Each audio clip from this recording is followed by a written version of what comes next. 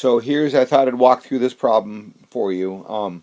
So it's about the pinworm problem from the ThinkDo textbook, and so a couple things you should check on is it appropriate to use a one proportion z-test for this situation. So what I'm seeing is I've got a 12%. It's the CDC reports that 12% of the average U.S.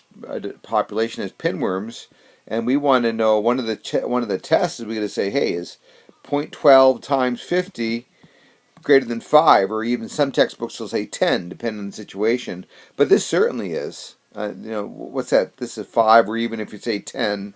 In either case, 12% of 50 is certainly more than 5, so it passes that. And then if we take the complement of that, the 0.88 times 50, that's also greater than 5. So I think we're safe to use. It's a random sample. It's a randomly selected sample. So I think we're good to go with this test. I don't think we need to do anything else. And it's a textbook problem, so of course it is. So let's delete that. So then, what are we testing? What are they asking me to do? They said, well, if 12% of the U.S. population is infected with pinworms, and we went out in Sludge County, which I guess is not the healthiest conditions, 10 out of the 50 were tested pinworms. So we want to test the claim that the Sludge County has a pinworm infection rate that is greater than the national average. So I mean, sometimes it's good to make HO be the claim. I think in this case, let's make our null hypothesis be no, the claim that we're testing, that is the claim right there, that the population proportion isn't any higher than the national average, that it's just due to our higher results, just due to random variation. And then we'll make our claim be H1 or HA, and we'll say that's greater than 0.12. So that's going to be my claim. So notice I identified the claim. I might have written it down, but I certainly identified it. And then I wrote down, I made H1 be the claim. Maybe I'll write that to myself right here. So this is the claim. This will help us later on. Okay, so then we're set to go. We've got to do a test statistic. Okay, so if we're going to do this out by hand, what we need to do is we're hypothesizing that the sampling distribution of size 50 has a center of 0.12, and the standard deviation will be 0.12 times 0.88 over 50. And if I grab my calculator, I'm getting a standard deviation of about 0.046. And so that's the standard deviation. So now we got to calculate a z-score. So we know that p hat, from my earlier work, I know that p hat was 10 over 50. Why am I writing 20? Because it's 20%. So 10 over 50 is 0.2. So to do the z-score, 0.2 minus the population proportion of 0.12 over that standard deviation we just calculated of 0.046, I guess. So that's a difference of what? Positive 0.08 over 0.046. So 0.08 divided by 0.046 gives me a z-score of about 1.74. So that's my test statistic. So now we're going to go a couple of different ways in order to make some decisions here. So using that little mini table at the bottom of the normal curve table in the textbook, I see that the critical value so I've got a right-tailed test because H1 was what? The population proportion is greater than 0.12. So we calculated our test statistic of, let's see, 0. Our test statistic was 0.174.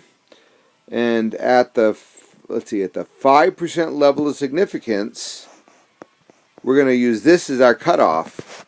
So this is our critical value of z. And that makes that makes this, let's see, let me label that 1.645. So that makes this area here, let's see, how can I shade this in? So that makes this area here, the rejection, not the rejection region, that's the place that if you watch my other videos, that makes HO happy because it's not rejected. The rejection region works out to be greater than in the upper tail. And since our test statistic falls in that upper tail, in that rejection region, at the 5% level of significance, we're going to reject HO. Okay, we're saying this is a rare enough event that it's something more than due than just chance. Okay, so that's using the critical value method. If we want to look for a p-value, so looking at the normal curve table, I want to see what's the probability. So what I'm doing on this table, I'm saying what's the probability of getting a z-score greater than 1.74. So I'm going to look at my table. Let's see, 1.7. Come over to the 4 column. Now that is the area to the left. I don't know if you can still see that on the screen. So that's going to be the probability to the left is 0.9591. So to find the area to the right, I have to subtract that, and I'm not going to do that in my head this morning. 0.991. So that gives me 0.0409. So at the 5% level of significance, that this p-value is less than 0.05.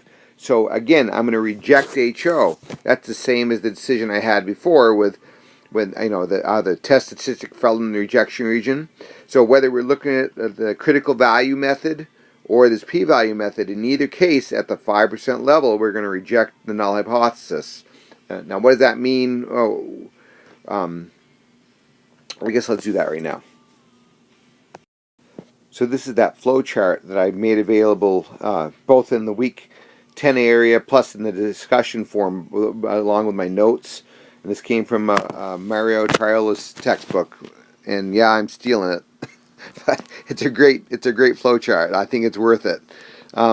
So what I did is, does the original claim contain the condition of equality? This means, hey, did you make the claim BHO? Well, I didn't. I didn't make it BHO. So I'm gonna go this route here. If I had, I would go this route. So no, I didn't. Did I reject HO at the 5% level? Yes, I did. So this is the boilerplate that we start working with. Okay, so and you'll see in WebAssign that they use the same language, and I think it's safe language to use. You don't want to say too much. So what we can say, the sample data supports the claim that, yeah, the incidence of pinworm, the proportion of people infected with pinworm is greater than the national average in Sludge County. Okay, so it's always good to start with those words, and then add your claim in. I should write that down, but I'm hoping you understand what I'm trying to say. So that's at the 5% level of significance. So what happens, part B said, what happens if you use the 1% level of significance? So looking back at that table,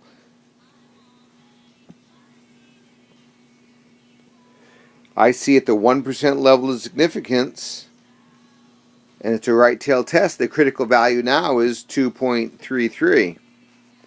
2.33, and we know zero's in the middle. And then my test statistic was what, 1.74? So in that case, that test result did not fall in the rejection region. It's in HO's happy place, so to say, because the HO is not going to be rejected because that value didn't fall in the rejection region. And so that's how we would. So we can't reject HO at the 1% level of significance. Now, what is that as a p-value sense? Well, the p-value is not going to change. If we looked up 1.74 in that table again, we'd still get that, and then subtracted that from 1, we'd still get that 0.0409. And because our p-value, the probability of getting the sample result this extreme, is not less than 0.01, we can't reject HO. So either way works. The p-value way is nice, especially because it works well with the applets. And so, what's the contradiction? Well, with a lower level of significance, it makes it harder to reject HO, and that's, as I'm sure I said somewhere, or I used to say it in my notes. If people, how do you know which one to use? Well, if they don't tell you in the textbook, I always figure if somebody's going to die or if somebody's going to lose a ton of money, you're going to go with a low level of significance, because that makes it harder to make a type 1 error where you reject HO when you shouldn't. Okay, so lower levels of significance are better if you want to be more confident or more sure of your decision. So, of course, I'm going to put a plug-in for using an applet. So here's the results from that Rossmann Chance applet, and this works for proportions. Notice I selected one proportion. I put in my X, I put in my N, and it gave me a calculate, and it gave me the p-hat value.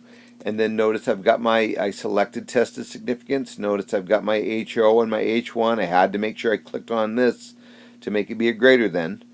And then I click calculate. It gave me the test statistic. I didn't have to calculate the standard deviation. It gave it for me. There's my p-value. So see how we're getting the exact same results as we did doing all that work by hand. So there's nothing wrong with doing it this way. You're still going to state the claim. You have to write your hypotheses, because without writing the hypotheses, you don't know what to select in here. And then you can do the same thing with the decision. Look at, either go with the critical value method or the p-value method. P-value is nice because they give it to us. And then use your flow chart to put your decision in context. So this Rossmann Chance applet works for proportions. It also works for test of sample means when you're dealing with the t distribution. It won't do it for the z distribution. And it'll also, and you'll see next week, when we're doing two sample, it'll do both of those very nicely. So hopefully this helps you do these kind of problems.